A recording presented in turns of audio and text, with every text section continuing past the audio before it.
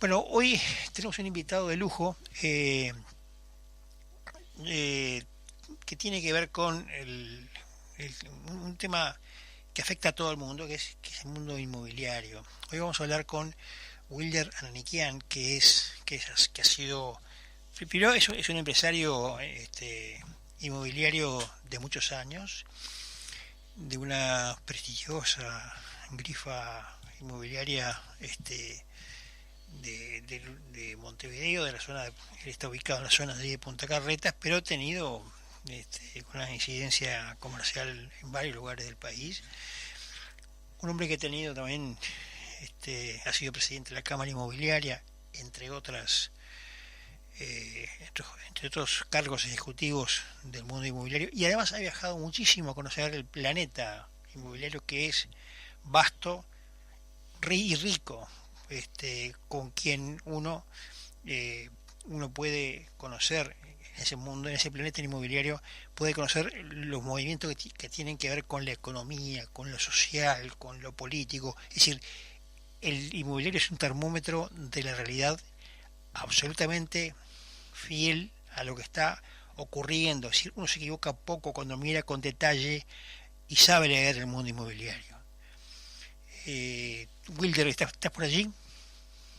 Sí, Heraclio, bueno, muy generoso con tu apreciación sobre mi persona, mis actividades y mi No, empresa. merecido, merecido. No. Antes que nada, un saludo para tu audiencia y a los que están medio cuecos, que bueno, que se mejore con estos fríos. Este, me encanta estar en este programa, me encanta el nombre también, me encanta ese nombre. Me gusta Sí. mucho el economista callejero. Así que, bueno, Heraclio es un amigo de larga data y con mucho gusto estoy a la orden si puedo ayudar a abrir un poco la luz en el camino o dar alguna sugerencia, con mucho gusto. Bueno, sí, vas a ayudar Wilder porque es un hombre experiente, quienes no lo conocen, es un hombre que tiene una perspectiva del mundo inmobiliario bastante acerada, hace una lectura muy fina de la realidad. Y precisamente, habida cuenta de que empezó un nuevo gobierno, hay un nuevo escenario económico, el mundo está en guerra, ha generado un espacio psicológico bastante incierto. ¿Cómo se ve hoy el momento inmobiliario del Uruguay en estos días, Wilder? Contanos. A ver, ¿por dónde vamos a empezar? Por el principio, dijera aquel, ¿no? Bueno, Sí, a ver, nosotros venimos de muy buenos años, pandemia mediante. sí, Uruguay fue, como sabemos, el único país que no tuvo restricciones, o sea, hubo libertad responsable. No tuvimos prohibición de cerrar las inmobiliarias ni el sector de la construcción. Si recuerdan, esto fue en marzo, y en Semana Santa o turismo, ¿cómo se le dice? En Semana Santa de turismo hay otro nombre. criolla y de Paysandú y todo eso. Criolla, que cuando es la licencia de la construcción. Luego de la licencia de la construcción, que estaba parada totalmente por la pandemia, arrancó el sector de construcción. O sea, fue el primer motor que arrancó a tener actividad en la pandemia. Y nunca Sí, paró. sí, Nosotros, porque en aquel momento estábamos en la Cámara Inmobiliaria presidiendo, conjuntamente con la Asociación de Promotores Privados de la Construcción, habíamos pedido a todos los candidatos varias cosas para el sector, y sobre todo en el tema vivienda promovida, ¿no? Vivienda sí, promovida, que había sido muy castigado, se votó en el 2011 por unanimidad. Les recuerdo que la vivienda promovida es algo que es bueno para el comprador, es bueno para el promotor, y es bueno para el país, y es bueno para el inversor. O sea, las cuatro. ¿Por qué? Porque saca la vivienda promovida, que antes era vivienda de interés social, al principio fue llamada así, sí. después por un tema de costos se le cambió el nombre, ¿no? Porque los costos son bastante altos, ¿no?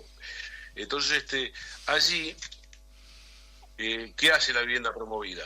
Exonera el ITP, que es el impuesto a las transmisiones patrimoniales, a ambas partes en la primera venta, ¿de acuerdo? Sí, Exonera el IVA, el precio de compra, exonera el impuesto al patrimonio por 10 años y también exonera al impuesto al IRPF por 10 años, que es el 10.5 o el 12%, según quien lo administre, de un alquiler. Eso empezó a dinamizar el mercado, 2012, 2013, hasta 2014, en zonas que prácticamente no se construía. ¿De acuerdo? En el centro, por ejemplo, en la Blaqueada, en el Cordón, en el interior. Y cuando empezó a tomar impulso, el gobierno de la época sacó un decreto en el cual el 25% de esas viviendas tenían que estar topiadas, o sea, tenían un precio de venta. O sea, si hacías un edificio de 20 departamentos, 5 estaban topiadas con un precio de venta. Eso hizo que se desmotivaran los promotores, seguían con lo que tenían ya pronto y para hacer, las tierras compradas, y en el 2017 otro decreto topea el 25% de los alquileres. Les cuento toda esta historia un poco porque es un panorama que venía en declive, porque en realidad había levantado y estaba dando mucho trabajo en la construcción y toda la gente que trabaja alrededor, barracas, hierro, en fin. Y en el 2020, cuando asume el presidente de la calle Pou, nosotros le habíamos pedido a todos, pero ahí sí, cuando ya era candidato, era presidente electo, tuvimos una reunión con él y le pedimos 3 cosas: que sacara los monoambientes, o sea, que agregara la tipología monoambiente que no estaba prevista, y que sacara los 2 topes al tema inmobiliario, a la vivienda de interés social o vivienda promovida. Y además que agregara, que bajara el régimen de residencia fiscal en valores fiscal, ilegal. Todo eso lo logramos. La ANB trabajó muchísimo en el Ministerio de Vivienda y ustedes habrán visto todas las obras que hay en todo el país, ¿no? O sea, Montevideo tiene un porcentaje altísimo, casi un 70%, Calderón tiene un 20%, y después el resto se reparte por todo el interior del país. Hoy hay casi más de 70.000 puestos de trabajo en la construcción directos en blanco y otro tanto alrededor. O sea, eso fue algo muy importante para la construcción. ¿Qué es lo que vemos con el mercado? ¿Qué es lo que pasó? El año pasado, lo que tenemos más de 3 décadas en este negocio, hemos sufrido los años electorales. Pero en los últimos 2 no lo habíamos sufrido. Nunca había rozado el tema electoral en el sector inmobiliario. El año pasado sí fue un año de pocas transacciones, muy complicado, cuando sabíamos que los que llegaban al poder ya habían estado, o sea, había alternancia en el poder en Uruguay. Pero bueno, el efecto Argentina, también los argentinos empezaron a creer en su gobierno, empezaron a no traer tanto y a empezar a hacer cosas allá. Y llegamos a este año, en el mes de marzo, que arrancamos con el nuevo gobierno, con algunas, lo que se escucha y lo que se lee no es a veces lo que va a pasar, ¿de acuerdo? Claro. Pero sí te voy a decir, el acto y tu audiencia, que el clima de negocios es bueno. O sea, arrancó muy bien el año, se entraron muchísimos proyectos antes de febrero, se aprobaron en la ANB. Históricamente hay millones de metros cuadrados para construir, con una vacancia impresionante de vivienda que hay, y hay alguna sombra de lo que se está escuchando que se puede plantear. Por ejemplo, 2 o 3 temas. Hay uno que es el de la vivienda promovida, que estoy diciendo, sí, que los promotores, en el afán de vender y de colocar su producto, le van poniendo de su bolsillo, arriesgando, van poniéndole amenities, ¿no? Entonces hoy puedes comprar un edificio de vivienda promovida que tiene piscina, que tiene gimnasio, que tiene un salón de usos múltiples, que tiene el juego para niños, ¿no? A la escala de ese edificio, ¿de acuerdo? Claro. Bueno, eso parece que de alguna manera el gobierno no lo está viendo bien y quiere grabar esa parte, aparentemente, de lo que le están ofreciendo al consumidor final. Esa es una de las cosas. La otra es lo que se aprobó en la LUC hace 5 años, ¿no? 5 años, sí. Que fue que dentro de un negocio inmobiliario, por un tema de la Secretaría Nacional Antilavado, nosotros somos todos sujetos obligados, y hacemos la debida diligencia, el origen de los fondos, tú sabes de eso. Sí. Y hoy el efectivo que puede haber dentro de la transacción inmobiliaria puede estar en entorno, está en UI, pero está en entorno de $130.000 aproximadamente. Y eso ha hecho que se haga mucha transacción, porque mucha gente tenía dinero en el colchón, en fin, todo lo que sabemos. Sí, sí. Hoy lo que he escuchado es que lo quieren bajar Exacto.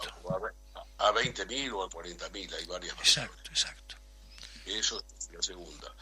Después se ha luchado mucho y no se pudo lograr que en la tipología de 2 dormitorios hubiera un segundo baño chico, que tampoco se ha logrado, no lo están considerando en este momento. Para la vivienda promovida, digamos, ¿no? Siempre estoy hablando de vivienda promovida, ¿no? Correcto. Pero lo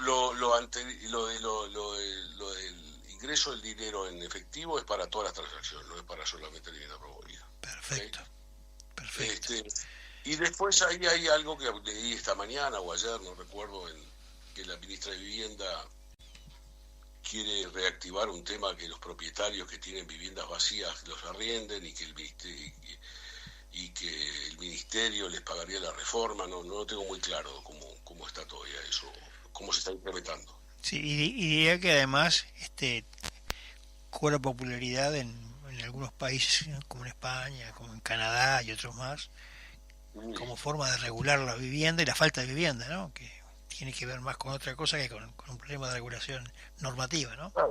Claro, la falta de vivienda, a ver, ¿por qué no accede la gente a la vivienda? Por los costos, tenemos un costo de construcción muy alto, o sea, la mitad de el costo de construcción puede ser $600, $700, pero el otro resto se lo llevan las leyes sociales, ¿no? O sea, ahí ha trabajado, el sindicato ha trabajado muy bien, tienen toda la reglamentación, tienen todas las normas de seguridad, en fin, pero estamos muy altos nosotros en Sudamérica, digo, comparamos, creo que hoy es el país más caro de construcción en toda Sudamérica. ¿Por qué no acceden? Porque primero que los valores son altos, segundo, el crédito hipotecario, si bien ha bajado mucho, si ha bajado el índice, ¿no? Estamos entre un 4 o 5% unidad indexada, que es la medida que se toma para tomar un crédito hipotecario. Nos olvidamos de los pesos y los dólares, ¿no? Y el punto es que puedan pagar haciendo un ahorro previo de un 10, un 15% de lo que vale una propiedad. Estoy hablando, un dormitorio en vivienda promedio vale $310 y $140.000. Si hay un ahorro previo entre $15 y $20.000, después pueden pagar una cuota a 20 años, como si fuera un alquiler, y lo van comprando. Y no tienen descalce como hubo con la unidad reajustable o como con los colgamentos, como hubo con el dólar en su momento, ¿no? Entonces, hacer un programa, tratar de buscarle un programa para que los jóvenes puedan acceder a la vivienda, que es el gran tema. Los jóvenes siempre se van a alquilar cuando se van de... Hoy el Uruguay y Montevideo sobre todo ha cambiado mucho, y tal vez lo vean también en el interior, pero la gente hace 35 años no se mudaba. Hoy los departamentos grandes son los más pesados para vender, porque los jóvenes se van de su casa a vivir a 25 o 30 metros cuadrados, ¿no? ¿Hubo algún cambio con la pandemia en este punto? Porque digo, la pandemia cambió mucha cosa, entre otras el mundillo inmobiliario, por supuesto. Pero en el caso de las viviendas, digamos, más pequeñas, los monoambientes, que es un tema que siempre interesa a mucha gente, y como tú bien decías, fue incluido en estas ampliaciones de los alcances de la ley de la LUC, la LUC fue, o bueno, los alcances de las modificaciones que hizo el gobierno anterior sobre el tema pregunto esto, en este momento, el cambio que se nota, ¿hay, digamos, residuo de la pandemia en el mercado inmobiliario o ya es algo que se despejó totalmente? Porque en algunos sectores sí existe aún todavía un cierto rezago o algún residuo de la incidencia que tuvo la pandemia como problema. En el caso inmobiliario, ¿es así o...? Bueno, dos cosas. Una, las tipologías que hoy se están construyendo, se cambió la matriz, la tipología. O sea, para que tengas una idea, de un edificio normal, donde hay 3 tipologías a veces no aparece el de 3 dormitorios, ¿de acuerdo? Aparece el Claro. mono 1 y 2, que es lo que se vende. Cuando se hace algo de 3 dormitorios, de repente te voy a decir, el mono ambiente es el 40% del edificio, el 40% de las unidades. El 1 es más o menos la ecuación de cómo se divide hoy las tipologías. ¿Qué cambió? Cambió que se le agrega de repente un espacio para home office, pero el Uruguay, viste que no cambió mucho en ese sentido. Bueno, es otro tema interesante ver qué pasó con las oficinas también, ¿no? El mercado de las oficinas, ¿qué Bueno, pasó? las oficinas han repuntado nuevamente, o sea, todo el mundo, todos pasamos, yo tuve 2 meses cerrado en la oficina y trabajando remoto, todos lo Claro, recordamos. claro. ¿Qué pasó? Vino tecnología que, Sí, que de repente estaba viniendo este año, en el 2025, pero lo tuvimos en el 2020. Hicimos claro. mucho curso, hicimos mucho Zoom, y muchos comparables de cosas que hacían la gente, los colegas del exterior, y nos sirvió muchísimo a todos, ¿no? Hoy Claro, entras a cualquier página web y ves un video de la propiedad. Primero claro. empezamos con las fotos, después con los videos, o sea, cada vez se avanza más en ese sentido. Y se llegaron a hacer negocios por la web, ¿no? Directamente, sin visitar la propiedad. Yeah. Entonces, ¿qué se había agregado? Se agregó en algún lugar, y todavía se sigue poniendo, un lugarcito para home office, porque hay gente que se quedó trabajando, no es el porcentaje más alto, ¿no? O Claro, sea, Uruguay volvió a la presencialidad, ¿no? claro, claro.